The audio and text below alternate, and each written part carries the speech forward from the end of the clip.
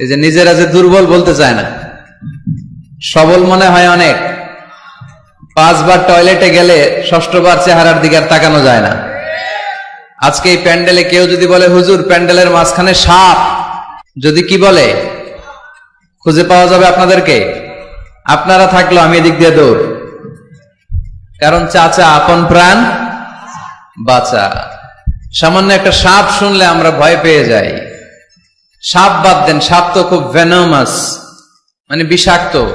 Anaconda, Python, king cobra, black mamba, এগুলো কামড় দিলে মানুষ বাঁচে না। সাপ বাদ দেন, ব্যাং চিনেন? ব্যাং চিনেন না? উত্তর দেন না কেন?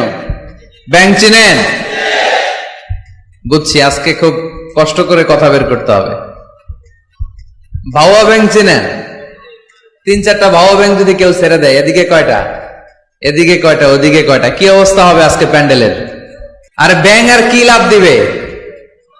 ব্যাঙের চেয়েও বড় বড় লাভ দিয়ে আমরা দৌড়। আর আপনাদের লাভগুলো যদি এই মিডিয়া ম্যানরা তুলে ইউটিউবে দেয়, মিলিয়ন মিলিয়ন ভিউয়ার্স ছাড়িয়ে যাবে। এই হচ্ছে আমরা ক্ষমতার মালিক। আমাদের ক্ষমতা সাময়িক। কখন আমরা 5 বছরের জন্য ক্ষমতায়। আমাদের দেশের নিয়ম কয় বছর? 5 বছর। এই সরকার অবশ্য লম্বা সময় ধরে আছে, ঠিক কিনা? সরকার যেই আসুক আমাদের মাথা ব্যথা নাই। তারা যদি ইসলাম দিয়ে আমাদেরকে পরিচালিত করে, আমরা তাদের সাথে আছি না নাই?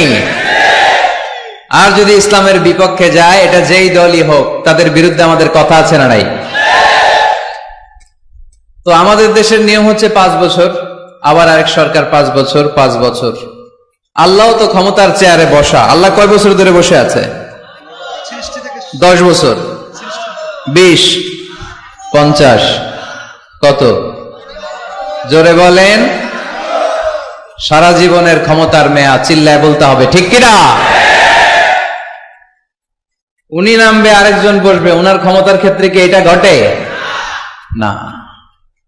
সৃষ্টির সূচনা লগ্ন থেকে তিনি ক্ষমতার চেয়ারে বসা। এই সৃষ্টি শেষ পর্যন্ত তিনি ক্ষমতার চেয়ারে থাকবে। এই চেয়ারটা কেউ নাড়াতে পারবে না, ঠিক কিনা?